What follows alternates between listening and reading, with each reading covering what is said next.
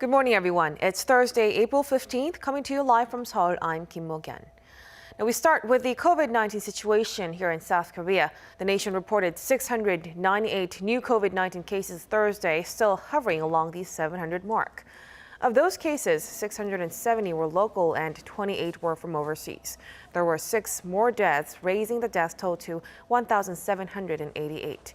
As of today, a total of more than 1.2 million people have received their first dose of the COVID-19 vaccine. Individuals in South Korea that have been vaccinated will soon have access to a vaccine passport created using blockchain technology. The certificate, accessible via a mobile application, will provide proof of vaccination when required. The new technology also prevents security breaches while protecting personal information.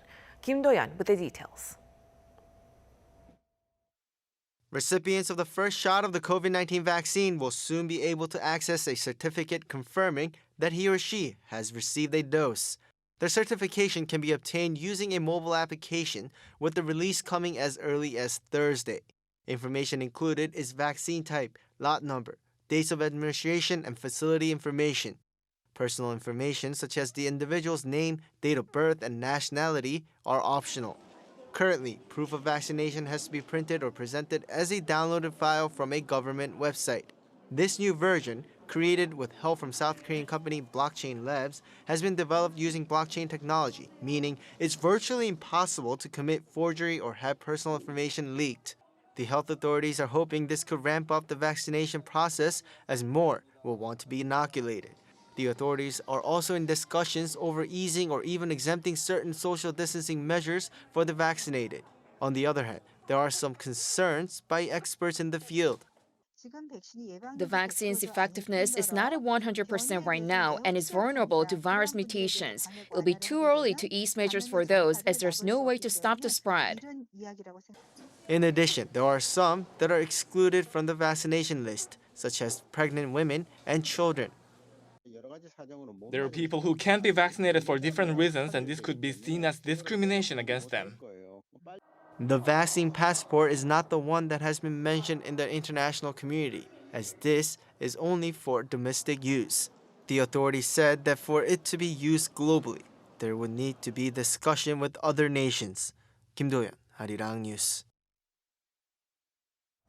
A number of countries, including Sweden, are temporarily halting use of Johnson & Johnson's Janssen vaccine. Others have opted to only give it to certain age groups. Now, Denmark has also become the first country to completely halt the use of the AstraZeneca vaccine. Both vaccines have caused safety concerns in recent days and weeks. Our Lee Seung-jae has more. The Swedish Public Health Agency has put a hold on Johnson & Johnson's COVID-19 vaccine. Wednesday's decision came a day after the drug maker announced it will delay the rollout of its vaccine in Europe due to concerns over rare potential side effects that have been reported in the U.S. So far, 31,000 doses of the vaccine have arrived in Sweden, but none have yet been distributed. The agency says it will await the conclusion of an ongoing probe by the European Medicines Agency before making a final decision. While some EU nations have put the vaccine on hold, France, Poland, and Hungary say they will press ahead. However, France is only approving its use to those 55 and older. Also on Wednesday, Denmark became the first country in the world to completely halt the use of AstraZeneca vaccine over a reported link to a serious form of blood clot. The decision pushes back the scheduled conclusion of the country's vaccination scheme to early August from July 25th. However, the new timeline assumes it will use the Johnson & Johnson vaccine. With many European countries temporarily halting the use of the Janssen vaccine, Denmark could face a further delay. With the AstraZeneca and Johnson & Johnson vaccines reporting rare cases of blood clots, the developers of Russia's Sputnik V vaccine said Wednesday that its shots does not cause blood clots. According to the state-run research institute which developed the vaccine, a comprehensive analysis of adverse events during clinical trials and over the course of mass vaccinations showed no cases. Like the Johnson & Johnson and AstraZeneca vaccines, Sputnik V uses adapted strains of the adenovirus that causes the common cold. 이승재, Arirang News. South Korea's central bank has kept its benchmark interest rate unchanged at a record low of 0.5%. The decision was made during a policy meeting on Thursday, with the bank maintaining its expansionary policy due to the economic uncertainties amid the pandemic. Although the country's exports and investment are showing signs of recovery, domestic consumption has been sluggish as the number of infections soars.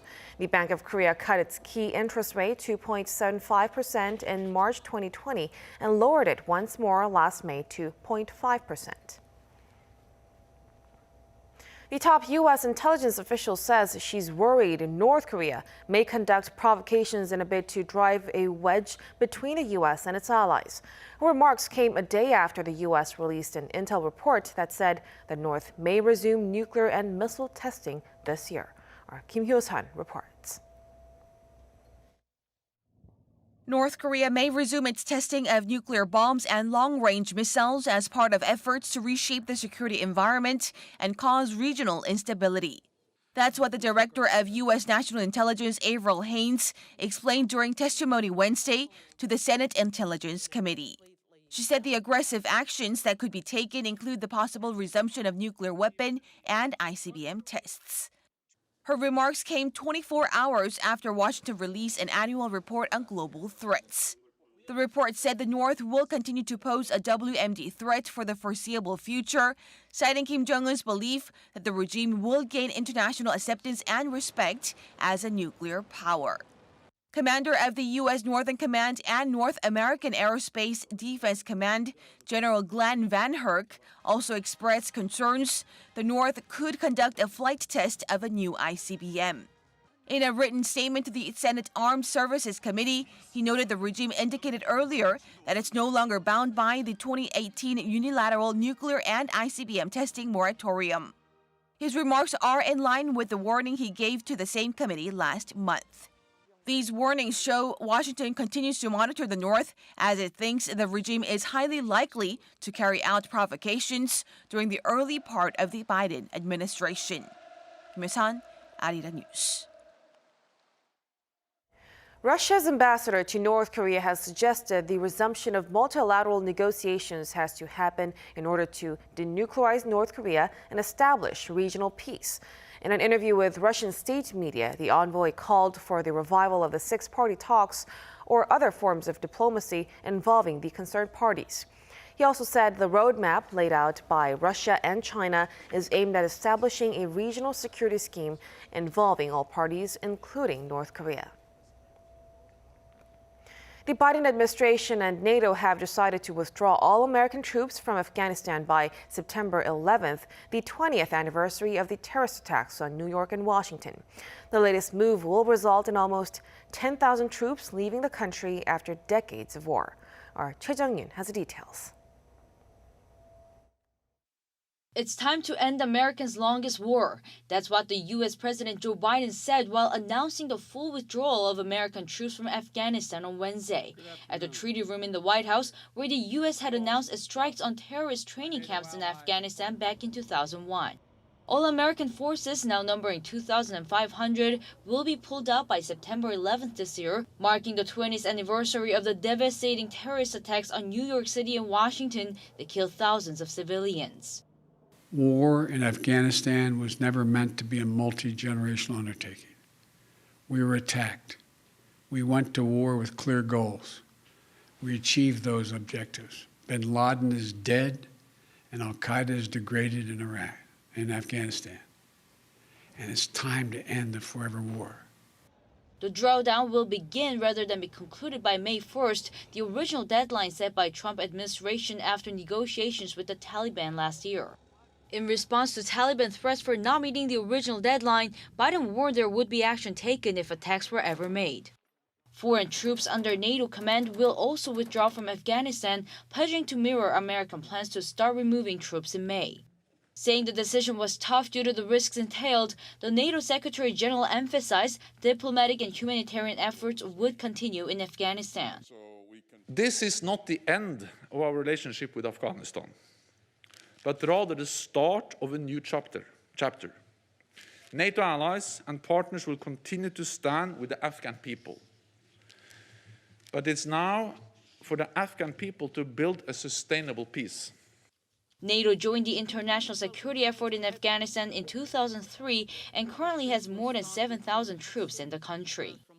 Choi Jung-yun, Arirang News. Earlier in the week, Iran decided to ramp up its uranium enrichment levels after an attack at its key nuclear facility. The Iranian president has called Tehran's latest move a response to what he describes as evilness. Choi Min-jung reports. Iran's president has called Tehran's latest decision to enrich uranium to its highest level ever a response to the evilness of other countries. Following an attack at its Natanz nuclear facility on Sunday, Iran unveiled plans to increase uranium enrichment levels up to 60% and add 1,000 advanced centrifuge machines at the plant to increase capacity. Speaking at Wednesday's cabinet meeting, President Hassan Rouhani said Iran's move is retaliation for Sunday's attack and warned that such, quote, crimes can bring consequences. If you see that today we have announced that we will activate IR-6s in Natanz or that we will increase enrichment to 60%, this is a response to your evilness. You cannot conspire against the people of Iran. You cannot commit crimes in Natanz. We will cut your hand off when you commit a crime. We cut both your hands, one with the IR-6 and one with 60%. Prior to announcing the heightened enrichment levels, Iran has been increasing its uranium purity to up to 20% in recent months. This is well above the limit of a 2015 nuclear agreement, which only allows 3.67% purity. However, during the meeting, the president reiterated that its atomic activities are for peaceful purposes. In a joint statement on Wednesday, France, Germany, and the UK pointed out that the increased level of enrichment was unnecessary for civilian use. The countries expressed grave concerns as highly enriched uranium is essential for producing nuclear weapons. The statement added that Iran's move is especially regrettable as major powers are currently in Vienna for talks to revive the 2015 nuclear deal. Iran's supreme leader on Wednesday dismissed initial offers from Vienna, calling them humiliating and not worth looking at. A standoff between Iran and the U.S. is likely to continue, as the two cannot seem to reach middle ground between lifting of sanctions by Washington and Iran's return to full compliance under the deal. Choi Min-jung, Arirang News. The Italian government has given the green light to allow 25% fan capacity for the Euro 2020 football tournament, which was postponed for a year due to the pandemic. The decision comes as the UEFA gave Rome, Munich, Bilbao, and Dublin an extended deadline of April 19th to remain host cities if they provide guarantees letting a certain amount of fans into stadiums. Rome will host 3 group matches, including the opening match between Italy and Turkey on June 11th.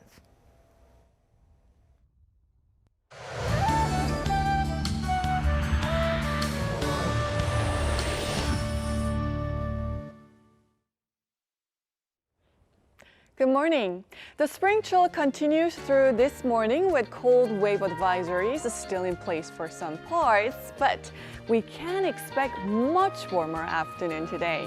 Highs will climb more than 10 degrees from today's morning lows, and Seoul will get up to 18 degrees Celsius. That's about 5 degrees higher than yesterday, while the rest of the country will also see highs in the upper teens this afternoon. Mostly bright skies will dominate with decent air quality, so picture-perfect spring weather is in store for this afternoon.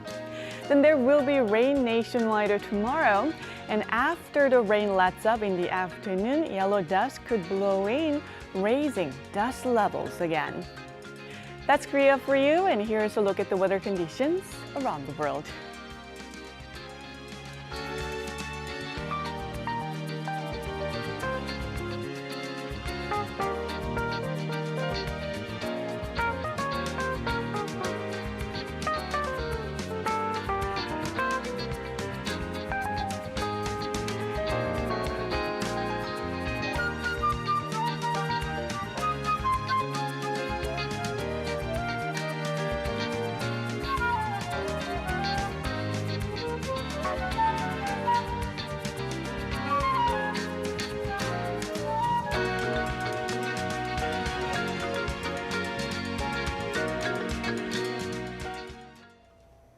And that will do it for us at this hour on Arirang News. We'll be back with more at noon Korea time, so stay tuned. Thank you for watching and goodbye.